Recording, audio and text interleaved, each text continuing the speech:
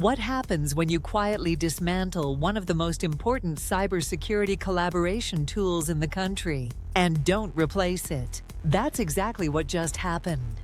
In February 2025, the U.S. government signed Executive Order 14217. On paper, it looked like a standard bureaucratic reduction.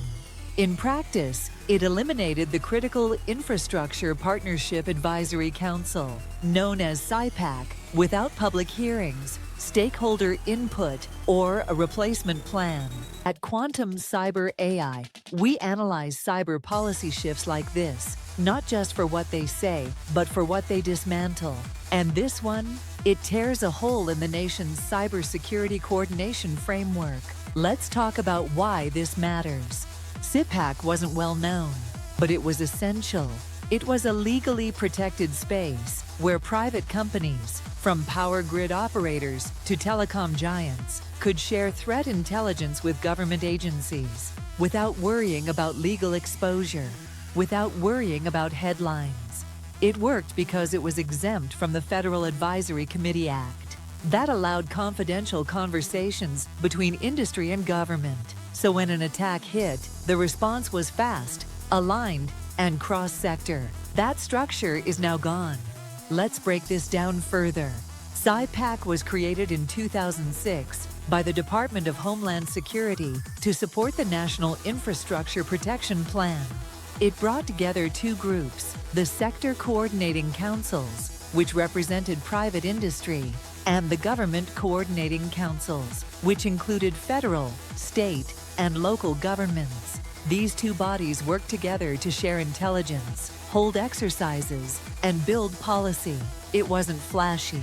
But when ransomware hit the Colonial Pipeline, or when the SolarWinds supply chain breach threatened federal agencies, CIPAC made it possible for the public and private sectors to act fast and in sync. So why was it shut down?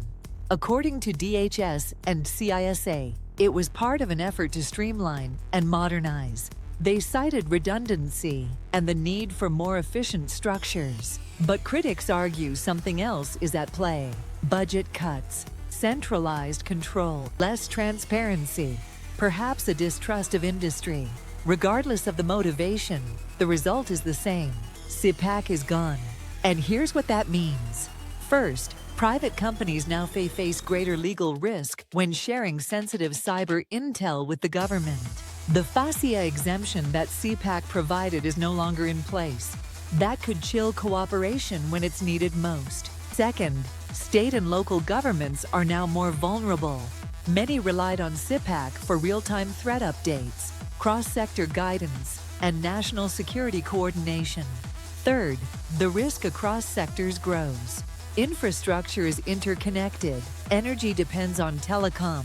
Water depends on logistics. When coordination breaks down, the whole system weakens. And fourth, companies that once trusted the legal structure of CIPAC may now go silent, fearing liability. Now imagine what happens during a multi-sector cyber attack. Logistics, water utilities, financial systems, all hit at once. Without CIPAC, responses become fragmented, communication slows, damage spreads, or picture election infrastructure without a central body to facilitate secure collaboration.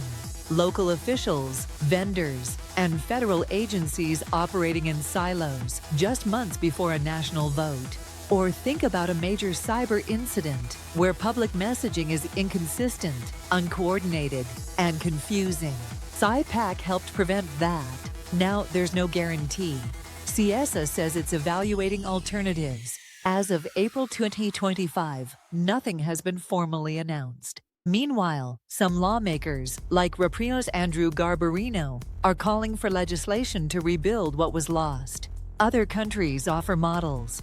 The UK's National Cybersecurity Centre, Israel's centralized CERT infrastructure. These systems balance coordination with legal protection.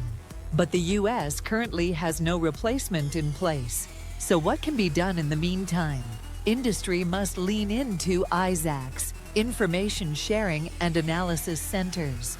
Policymakers must act quickly to establish a new framework. And every company involved in critical infrastructure should evaluate its internal intel sharing protocols and strengthen ties to CISA's regional networks. Because here's the truth, we are more vulnerable than we were last year. And the decision to eliminate CIPAC made that true. At Quantum Cyber AI, we believe cybersecurity is a collective responsibility. Government and industry must work together.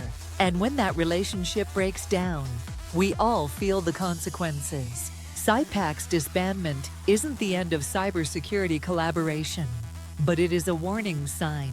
So now, it's on all of us to watch what happens next, to demand better frameworks, and to rebuild the trust that made fast, cross-sector responses possible. Thanks for watching. If you found this breakdown helpful, subscribe to Quantum Cyber AI. Like this video, leave a comment with your thoughts on CIPAC's future, and share this with colleagues who need to understand what's at stake.